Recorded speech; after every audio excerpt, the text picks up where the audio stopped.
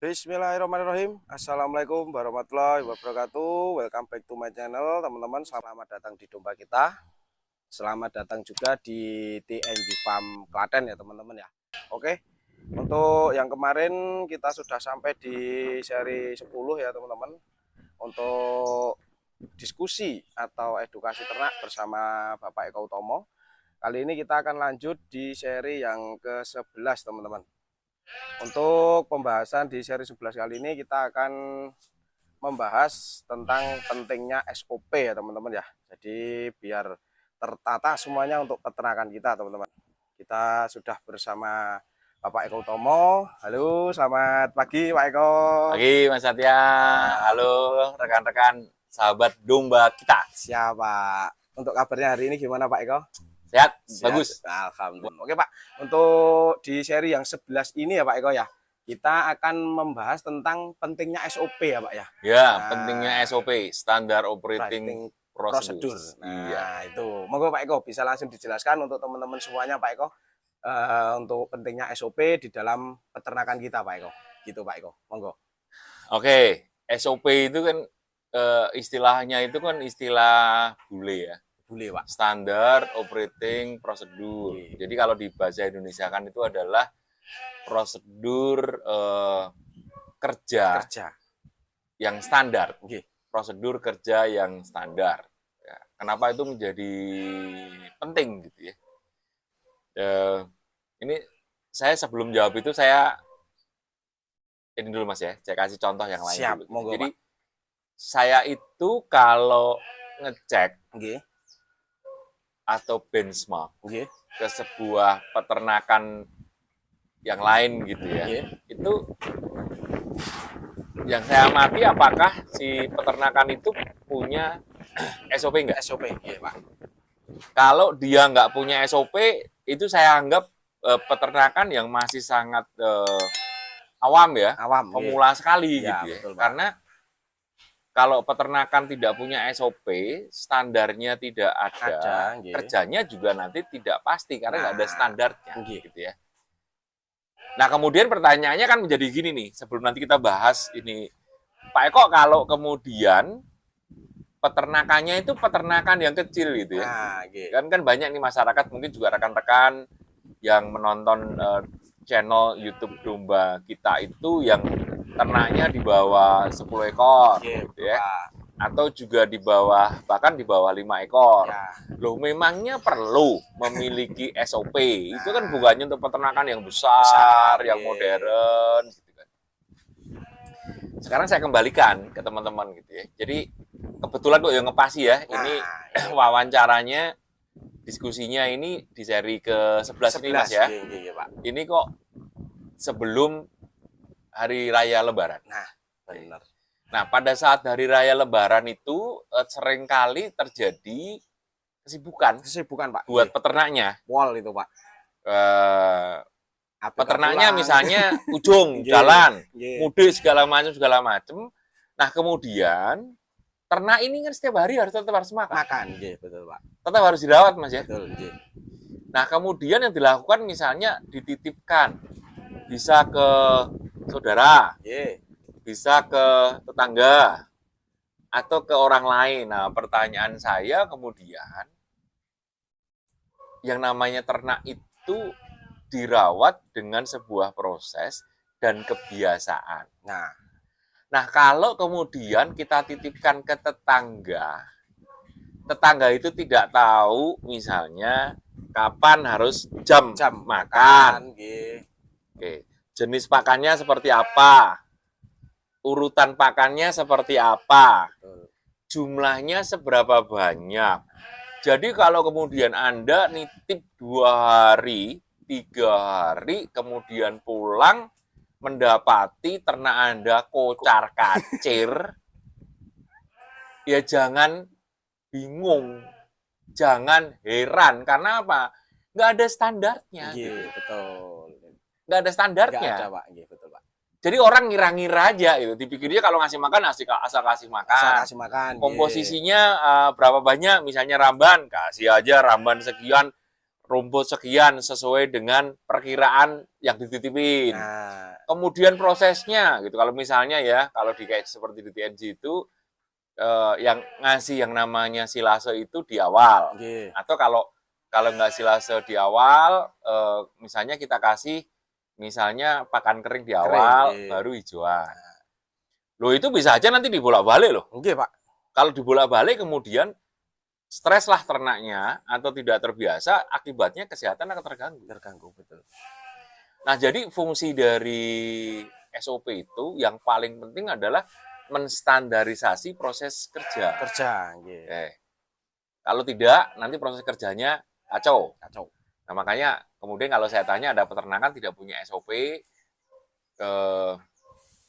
ya pemula menurut saya sih. Itu kalau untuk hobi aja ya, hobi kecil-kecilan sih nggak apa-apa. Tapi kalau nanti dipakai untuk pengembangan bisnis atau komersial, nah itu akan menjadi masalah. Karena seluruh usaha yang serius, yang komersial artinya memang dicari untuk dalam konteks usaha ya, mencari keuntungan ya harus ada SOP-nya.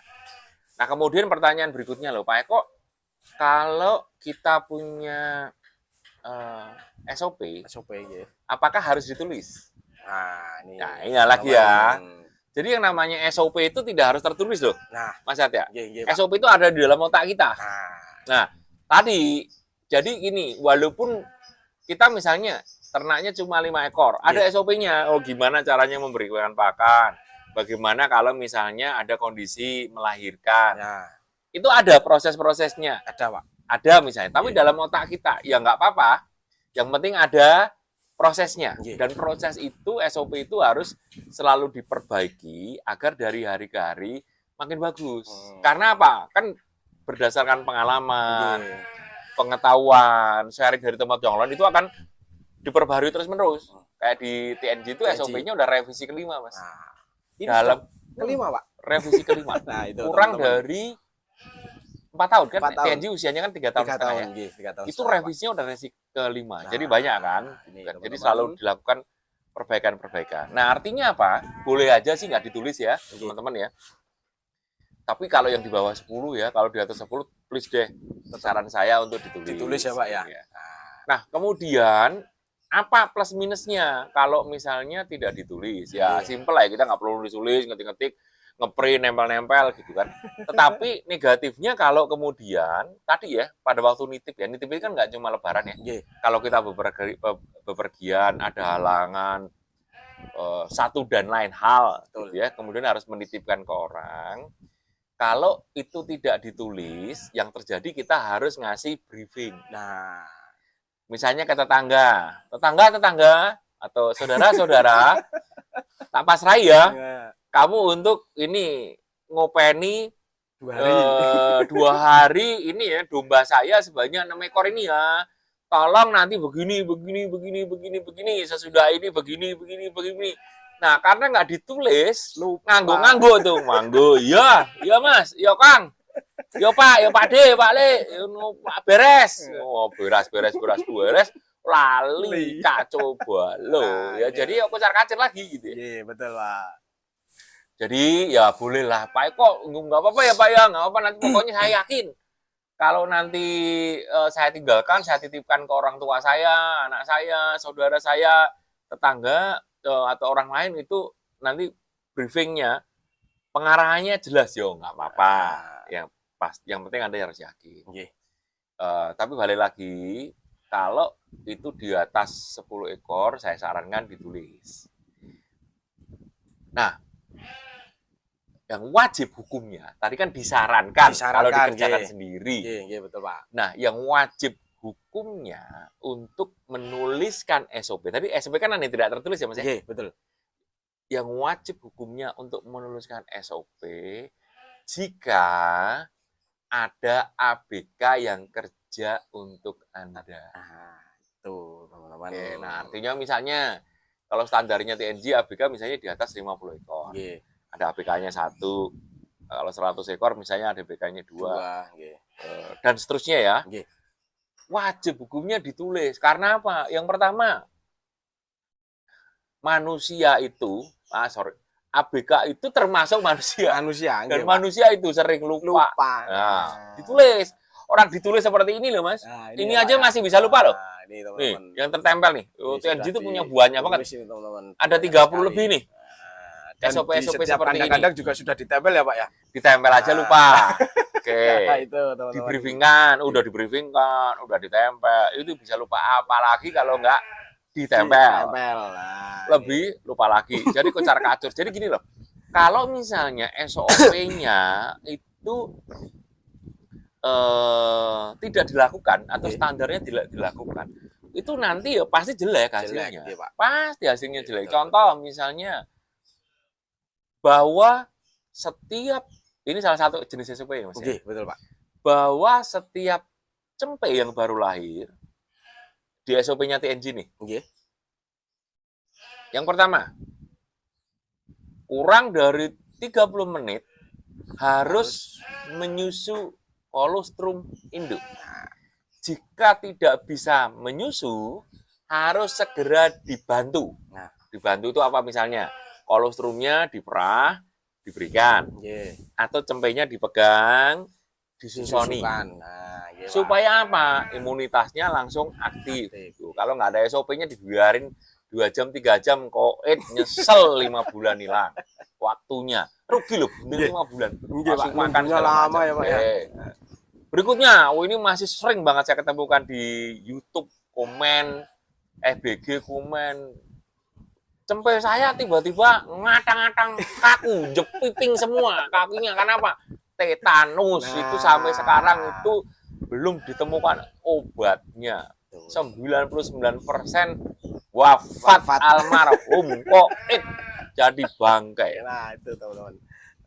Padahal ada SOP-nya loh. Nah, baru lahir, ceprot SOP di TNG, pusar. Nah, harus segera dikasih betadin atau iodin. Fungsinya kenapa? Pusar itu terbuka langsung ke peredaran darah kan. Kalau kemasukan bakteri, virus, apalagi virus tetanus, dia akan mengeram di tubuh, makanya nggak langsung mati. Kalau kurang lebih antara 1 bulan sampai dengan 2 bulan inkubasinya.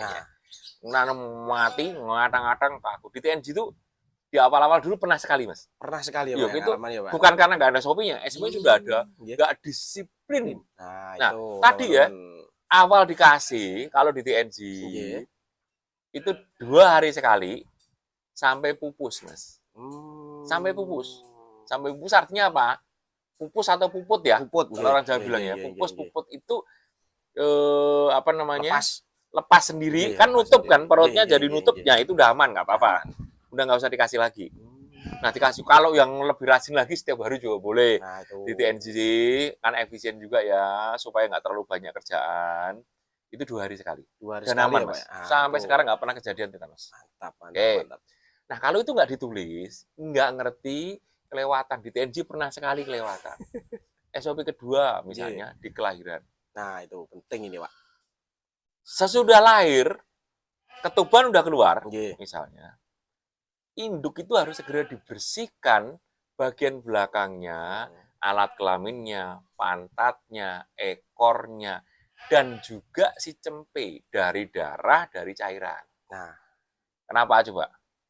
Biar bakterinya itu tadi, Pak. Oh, bukan itu aja. Bukan itu aja, Pak. Yang kedua, namanya darah, cairan, itu memancing lalat. Lalat ya, betul. Begitu Pak. Lalat datang, lalat yang bunting juga. Nah, nitipin telur. Nitipin telur itu nggak kira-kira tuh, Mas. Ada di alat kelamin. Pernah kejadian. Ada di ekor. Nah, ini teman-teman. Ada di deket pusar cempe, ekor cempe. Itu macam-macam, Mas. Jadi bayangkan aja, Mas Satya, di TNG sudah ada SOP-nya di briefing.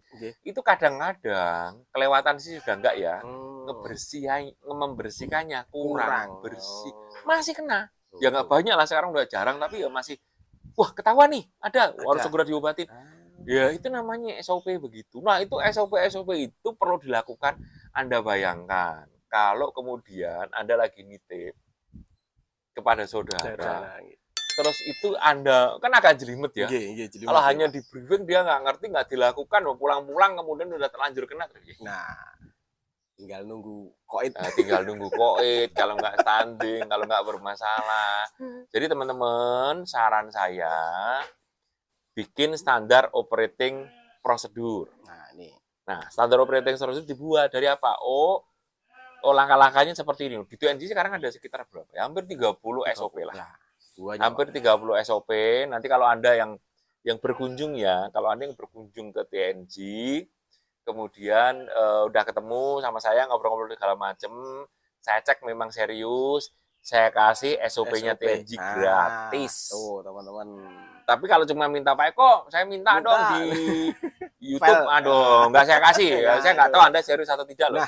Tuh. Kalau Anda datang ke sini, ketemu ngobrol-ngobrol, Pak Eko saya minta, saya kasih. Itu akumulasi pengetahuan dan pengalaman selama hampir 4 tahun. Dan udah terbukti, revisinya sampai 5 kali revisi loh. Nah, itu teman-teman. Oke. Nah, apa saja kalau Pak Eko saya mau bikin sendiri? Boleh. Jadi yang namanya SOP itu ada beberapa yang penting, Mas. Nah, ini Pak. Yang penting banget ya. Yang sebenarnya SOP itu juga tergantung ini juga. Divisi. Kan ada divisi lahan. Ada juga. Ada divisi, kalau di TNG itu ada divisi perah. Nah, tapi ini konteksnya kan karena domba kita fokus dulu misalnya contoh di dalam konteks ternak ya. Merawat domba ya. SOP yang penting itu apa saja? Oke. Yang pertama, SOP yang penting itu adalah SOP pakan. Oke, pakan dulu. Jadi pakan itu jangan gonta-ganti, nanti stres. Jadi harus ada SOP-nya. Contoh, kalau di TNG itu SOP pakan 80% hijauan, 20% kering. Pakan keringnya diberikan pagi hari. Oke, jadi jelas kan? Jelas, Pak. Prosesnya. Oke. Jumlahnya seberapa banyak? Hijauannya seberapa banyak. Oke. Kemudian ada SOP-nya juga nih. Kalau domba di TNG, SOP-nya menyatakan bahwa domba itu adalah binatang ruminansia yang grazing. Beda dengan kambing yang meramban. Oleh karena itu, kalau domba di TNG 60 sampai dengan 80% komposisinya rumput, kemudian sisanya 20 sampai 40% itu ramban. Nah, itu namanya SOP untuk komposisi pakan. Disebutkan juga kebutuhan hijauan setiap hari sekitar 10 sampai dengan 15% dari berat badan. Sebenarnya sampai 20%, tapi kan kita ada 20% yang dari kering kan Mas ya. Jadi 10 sampai dengan 15%. Misalnya berat badannya 40 kilo. Kalau 10%-nya itu ya 4 kilo. Ya kan? Kalau 15% ya jadi 6 kilo. Itu yang diberikan setiap hari hijaunya. Nah, tadi pakan. Misalnya apalagi yang harus dibuatkan? Misalnya Anda baru pemula, baru mau beli SOP kedatangan ternak. Ini. Misalnya harus dikarantina, dicek dulu fisiknya. Kemudian kenapa dikarantina? Siapa tahu bawa penyakit dari luar. Begitu datang segera dikasih misalnya minuman berenergi, misalnya minuman dikasih gula merah ya Pak ya. Merah boleh, gula pasir boleh. Intinya kan supaya dia pulih tenaganya, apalagi kalau perjalanannya jauh. Kemudian dicek fisiknya. Kalau domba itu dicukur bulu, cukur kaki, potong kuku, potong kukunya segala macam, cek matanya belen enggak. Kalau belen segera diobati. Kemudian pilek enggak, mencet. Nah, itu namanya kan SOP yang penting, Mas. Betul, Pak. Supaya apa? Jangan sampai kita beli dari luar, bawa penyakit, nulari yang di dalam kandang udah bagus. Oke.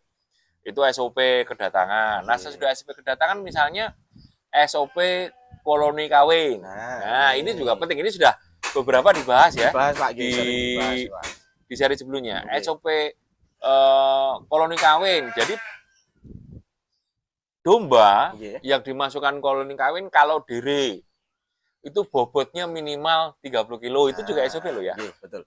Bobotnya minimal 30 kilo. Kalau misalnya usia 6 bulan bisa 30 kilo boleh. Nah, pada saat misalnya 6 bulan atau 7 bulan, kalau di TNG rata-rata 6 bulan 7 bulan ya, karena kita sekarang udah banyak juga yang 6 bulan di atas 30 kilo ya. Kadang-kadang kalau yang belum mencapai, kita tunggu 1 bulan lagi. SOP sebelum masuk koloni kawin untuk diri misalnya, cukur bulu. Nah, treatment-treatmentnya Pak ya? Iya, potong kuku, suntik vitamin, suntik cacing. Nah, itu treatment-treatment dimandikan. Nah, Treatment-treatment yang ditulis di SOP, sehingga nggak cuma kita yang tahu, ABK-nya tahu, kalau kita titip orang juga tahu. Nah, itu SOP untuk koloni kawin. Kemudian masuk juga nih pada waktu SOP bunting. Nah, SOP bunting itu yang paling penting, bunting itu khususnya kalau kebuntingan sudah di atas 3 bulan, bunting tua, SOP-nya harus dipisahkan. Nah, supaya nggak keseruduk. Satu, keseruduk temennya yang betina, atau diseruduk sama pejantan. Wah, itu kan bisa miskram, bisa macam-macam. Nah, itu juga harus kita tulis. Kemudian, tadi sesudah 3 bulan kan dipisahkan. Pada saat dipisahkan, supaya apa? Makannya itu bisa kita atur lebih, Mas. Nah, namanya flushing. Bisa maksimal ya Pak ya? Maksimal. Jadi kalau pas lagi koloni kawin itu ya nggak usah lah gede-gede lah. Tetapi pada saat bunting tua, itu adalah proses pembentukan janin cemping. Oleh karena itu pakannya harus lebih bagus secara kualitas. Volumenya lebih banyak, makanya kita sendirikan. Nah, yang paling penting, kalau bunting tua 3 bulan, harus cukur bulu. Karena kalau dicukur bulu, menurut literatur, menurut pengalaman di TNG, perkembangannya lebih bagus, cempengnya juga lebih bagus, sehat. Nah, itu masukkan di SOP. Kemudian, SOP lagi apa yang penting lagi? Misalnya, SOP melahirkan. Tadi udah sebagian disebut ya. Pada saat SOP melahirkan itu yang paling penting. Anda ini sebagai peternak harus berfungsi sebagai SS. Tahu nggak SS, Mas? Apa itu Pak? SS Pak? Suami siaga. Mosok sing siaga pejantan ini ngawin tok gak ono siaga-siaga. Koloni terus ini. Koloni terus. Yang jadi suami siaga itu ya Anda ya. Saya juga peternaknya. Maksudnya apa? Wes, kalau tanda-tanda mau melahirkan itu muncul, muntup, jangan ditinggal pergi. Ditungguin. Nih, pengalaman ini baru aja kejadian kemarin. Ada lapor ABK, Pak. Kok ini loh kok sudah setengah jam ngeden nggak keluar. Dan dicurigai ketupat pecah. Langsung instruksi saya. Intervensi, bantu ditarik, Mas. Ada kemungkinan, karena apa? Begitu dia udah ngeden nggak keluar-keluar, kebetulan diri, Mas. Diri, Pak. Anaknya loro, bener dugaan saya, yang satu sudah telanjur mati di dalam. Yang satu selamat. Itu kemungkinan begitu. Ada kemungkinan begitu. Kemungkinan yang lain, sungsang. Jadi menurut penelitian juga 10-15% sungsang. Kalau nggak dibantu ngos-ngosan ngeluarkan, melahirkan, cempengnya bisa bermasalah, mboknya bisa koit, atau mati di dalam. Mati di dalam. Kalau kita nggak ketahuan, ini di awal TNG kejadian, Mas. Kita ilmunya belum ada pengalaman. Kok tiba-tiba kok kayak nggak bunting yo? Kok induknya sakitin? Seminggu berikutnya kok induknya saya minta otopsi. Di dalamnya ada 2 cempe sudah busuk, perkiraan kita seminggu. Nah, SOP-nya begitu. Harus suami siaga, peternak siaga, ABK siaga supaya bisa bantu. Nah, tadi SOP-nya tambah lagi ya, membersihkan, kemudian kasih betadin ke pusarnya. Nah, kemudian di hari berikutnya, ini yang penting nih, nanti ditimbang, harus ditimbang cempenya, induknya juga ditimbang.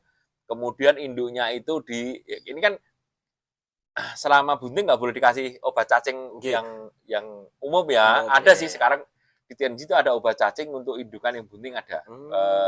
Beda, tetapi secara umum obat cacing tidak boleh diberikan karena bisa menggugurkan. Nah, kalau habis lahiran sehari berikutnya suntik obat cacing.